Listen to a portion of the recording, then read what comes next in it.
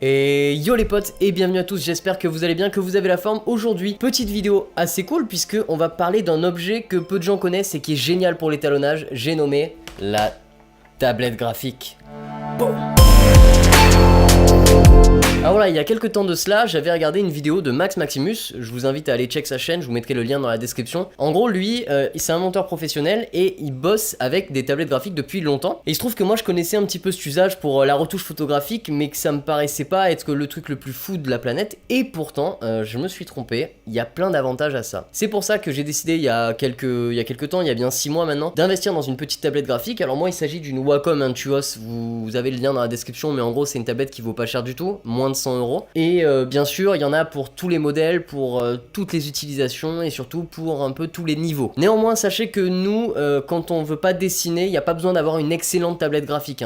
C'est pas parce que, voilà, c'est pas parce qu'elle est pas chère qu'elle nous servira pas mieux qu'une autre. Enfin, le seul truc qui va vraiment changer, c'est surtout au niveau de la taille d'utilisation, donc si vous voulez que l'écran soit grand ou pas. Mais dans les faits, en réalité, à part quelques fonctionnalités, des petits boutons et tout ça, il n'y a pas beaucoup de changements. En tout cas, pour ceux qui ne dessinent pas, pour ceux qui font de l'étalonnage comme nous, par exemple, ou du montage. Alors c'est parti, on y va, je vais vous expliquer un peu comment ça fonctionne et puis surtout pourquoi la tablette graphique c'est cool. D'abord ce qu'il faut savoir c'est que on va écarter tout de suite cette piste là parce que je sais que ça intéresse des gens, mais en gros déjà ça pallie aux troubles musculo-squelettiques, donc ça c'est vachement intéressant de le savoir. Une souris, un clavier, ça vous fait mal dans le corps en fait au bout d'un moment, dans les os, au thorax, aux épaules, partout, alors que la tablette graphique ne le fait pas. Donc ça c'est déjà un bon point, donc pour ceux qui bossent tout le temps dessus c'est cool. Ensuite, la deuxième chose à savoir c'est que la tablette graphique peut en fait être réglée de manière à ce que le cadre que vous voyez ici soit votre écran. Je reviens dessus quand on va passer sur DaVinci juste après. Autre chose, c'est les boutons. Donc on a plusieurs boutons qui sont paramétrables. Chaque bouton peut avoir des utilisations. Par exemple, ça peut être copier, coller, etc. Chaque bouton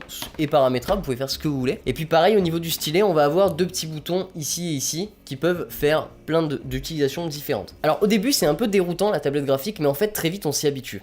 Je vais vous montrer directement ce qu'on peut faire et comment ça fait en fait en direct. Comme je vous ai expliqué un petit peu avec la tablette graphique, ce qui est intéressant, vous allez voir ma main en même temps, c'est que donc la surface de la tablette est égale à la surface de notre écran. Alors c'est un truc qui est très difficile à comprendre quand on est très habitué à un PC gamer par exemple, à jouer dans une utilisation gaming, mais en fait quand on fait de la photo c'est absolument incroyable. Donc je vous mets l'exemple, là je suis à peu près au milieu de l'écran et en fait je vais déplacer mon curseur vers le haut à gauche et ça va monter en haut à gauche de l'écran, et pareil en bas à droite, etc. Donc c'est vraiment l'écran, et ça c'est assez incroyable. Ça va être hyper intéressant parce qu'on va pouvoir être extrêmement précis. Donc pour illustrer ça, ce qu'on va faire, c'est que là on va prendre ce rush du film sur tes lèvres qu'on a fait pour un pote, pour un concours que vous verrez probablement bientôt sur ma chaîne. Donc ici j'ai déjà lutté, puis maintenant je vais corriger juste un peu pour vous montrer. Donc en fait ce qui va nous intéresser vachement c'est au niveau de la curve. En fait la curve sera 10 000 fois plus précise avec tout simplement ce petit stylet et cette manière de le faire directement dans l'écran. Ce sera immensément plus précis, ce sera immensément plus cool. Bon là je fais n'importe quoi, mais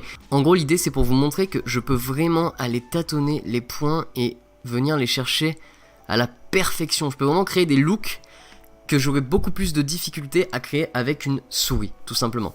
Du coup, ce qui est intéressant avec la tablette, c'est d'abord cette première fonction qui est de pouvoir naviguer dans l'écran directement à l'échelle de la taille de votre main, comme vous le voyez ici, et puis bien sûr d'être extrêmement précis dans tous vos gestes. Voilà, comme vous avez pu le voir, on a fait 2-3 petits paramètres, c'était juste pour vous montrer, mais c'est intéressant de le voir. On peut également faire la même chose avec le montage. Alors ça, moi je vais pas vous le montrer parce que je ne monte pas avec ça, puisque je trouve que pour le montage c'est un poil plus... Moi je trouve ça un peu plus lent que avec une souris et un clavier, parce que je suis très habitué, mais aussi parce que je monte pas tout le temps. Je suis pas monteur, je passe pas mes journées à monter. Du coup, je vais vous montrer un autre exemple sur DaVinci directement avec les masques. Et là vous allez voir que la précision est maximale et c'est très cool. On se retrouve encore sur DaVinci et cette fois ce que je voulais vous montrer c'est au niveau de la précision encore une fois, mais cette fois-ci c'est vraiment à un stade assez élevé, puisque là vraiment on va être dans quelque chose de très précis. Pourquoi la tablette graphique est méga intéressante au niveau des masques? Par exemple, prenons, je sais pas, mettons ce rush avec le dentier. On va prendre un masque et là vous allez voir c'est la fonction la plus cool je trouve de ce truc là quoi.